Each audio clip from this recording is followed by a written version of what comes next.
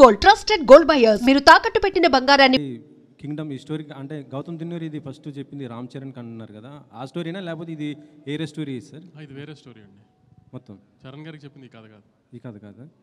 So ఇంకా ఒక 15 days అయితే మళ్ళీ మీరు ఇంకొక సినిమా రిలీజ్ చేయబోతున్నారు. ఈ బిజీ షెడ్యూల్లో అది ఆ ఈవెంట్ అయినా చేయబోతున్నారా వార్ 2 సంబంధించి? అది కూడా చాలా తక్కువ టైం ఉంది కదా.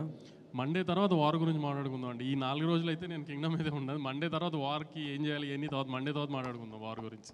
విజయ్ని తీసుకోవడానికి కారణం ఏంటి సార్? అంటే గౌతమ్ తిన్నూరి ఈ స్టోరీ విజయ్ కోసం చేశారా లేకపోతే ఇంకేరేదనండి?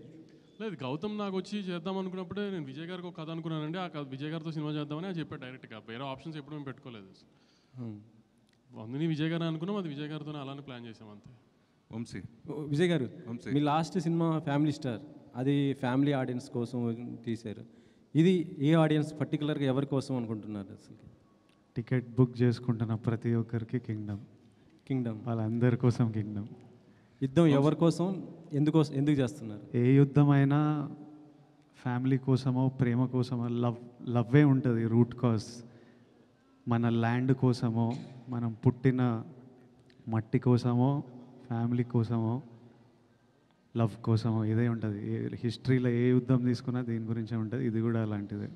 మొన్న ట్రైలర్ లాంచ్లో లాస్ట్లో మీరు మీ స్లాంగ్ మార్చారు, యాస కుందియా రాయలసీమ యాస మార్చారు కదా, అది చెప్తూ అది బాగా ట్రెండ్ అయింది. అసలుకి బాగా మీ ఫ్యాన్స్ కానీ అందరు కూడా బాగా ఎంజాయ్ చేశారు. అంటే నెక్స్ట్ రాబోయే రౌడీ జనార్దన్ దానికోసం ఉన్నట్టు ఆ యాసతో ఉన్నటువంటి సినిమానా అది?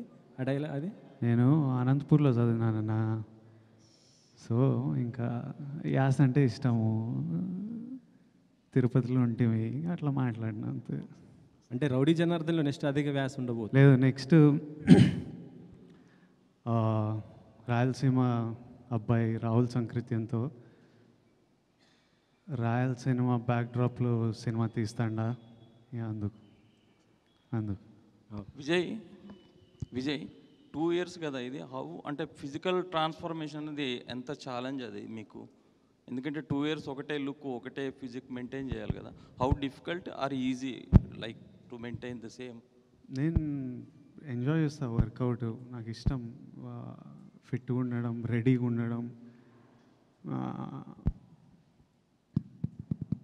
ఈరోజు కూడా పొద్దున్నే వెళ్ళినా మళ్ళీ సాయంత్రం వెళ్ళి ఇంకోటి కొడతా, మనశ్శాంతిగా ఉంటుంది. తర్వాత ఒక యాక్టర్లా లైఫ్లో కూడా ఎప్పుడు రెడీ ఉండాలి. యుద్ధం వచ్చిన తర్వాత రెడీ అవ్వడం అంటే వర్కౌట్ కాదు. ఆల్రెడీ ముందే వార్లో హాలిడేలు ఉండవు, ఆల్వేస్ రెడీ ఉండాలి. So I like to stay fit.